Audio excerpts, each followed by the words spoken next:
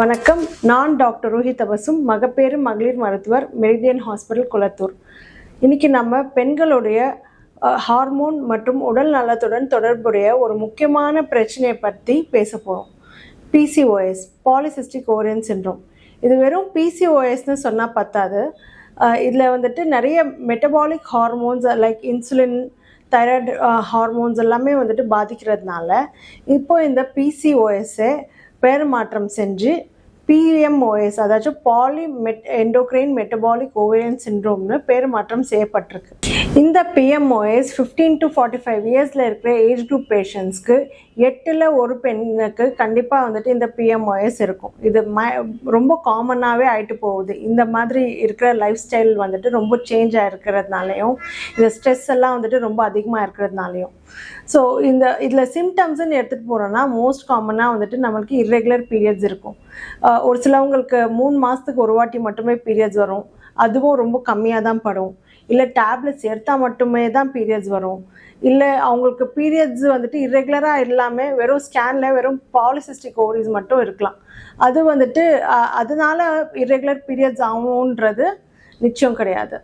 அடுத்தது முகப்பரு, ஆக்னீஸ் வரலாம். ஹிர்சூட்டிசம்னு சொல்லுவோம். இது வந்துட்டு ஆண்ட்ரோஜன் அண்ட் டெஸ்டோஸ்டெரான்ன்ற ஹார்மோன் லெவல் நம்ம பாடியில் ரொம்ப அதிகமாக இருக்கிறதுனால ஆண்களை போலவே வந்துட்டு அடர்த்தியான முடி வளர்ச்சி பெண்களுக்கு தேவையில்லாத இடத்துல லைக் முகம், சின், முதுகு, கை, கால், கீழ் வயிறு, தொடைப்பகுதி இந்த இடத்துலலாம் வந்துட்டு அதிகமாக முடி வளர்ச்சிக்கான அறிகுறிகள் இருக்கும். அண்ட் பெண்களுடைய தலைமுடியோட அடர்த்தி குறையும், நிறைய தலைமுடி கொட்டலாம், உடல் எடை ரொம்ப ஜாஸ்தியாக இருக்கலாம்.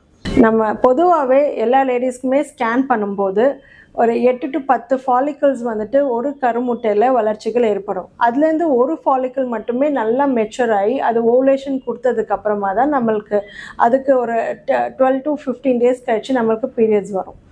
இந்த மாதிரி ப்ராசஸ் நம்மளுக்கு PMOS பேஷண்ட்டில் பார்க்க முடியாது.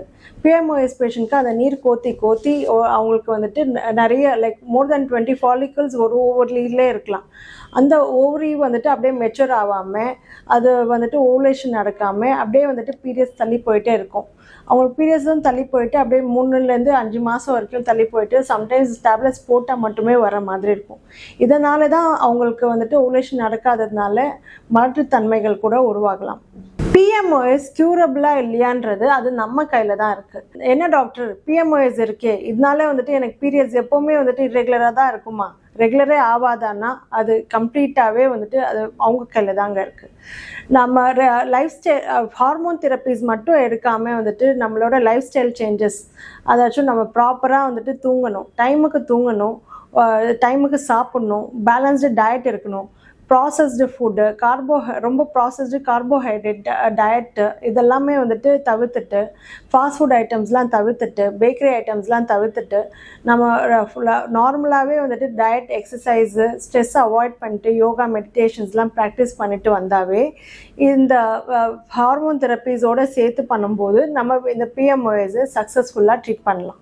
நம்ம நீண்ட நாளைக்கே வெறும் ஹார்மோன் தெரப்பீஸ் மட்டுமே எடுத்துகிட்டு இருந்தோம்னா இதில் தேவையில்லாமல் நம்மளுக்கு குமட்டல், வாந்தி, தலைவலி, உடல் எடை ரொம்ப ஜாஸ்தி ஆகிறது, சோர்வு, மார்பக வலி, மனநிலை மாற்றங்கள், வயிறு உபசம், அப்புறமா இரத்த உறைவு, அதாச்சும் பிளட் கிளாட்ஸ் வந்துட்டு நம்மளுக்கு மூளைக்கு போகிற இரத்த குழாயில் அடைப்பு, இல்லைன்னா காலுக்கு போகிற இரத்த குழாயில் அடைப்புகள், இதுக்கு DVTன்னு சொல்லுவோம். இதெல்லாம் வந்துட்டு ஏற்படலாம். இதெல்லாம் தவிர்க்கிறதுக்கு தான் நம்ம வந்துட்டு லைஃப் ஸ்டைல் சேஞ்சஸோட ஹார்மோன் தெரப்பீஸ் எடுத்துகிட்டு வந்தோம்னா இது பெட்டர் க்யூரபிளாக ஆக்கலாம்.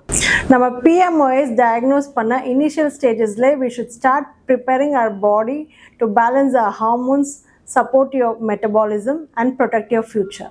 Thank you.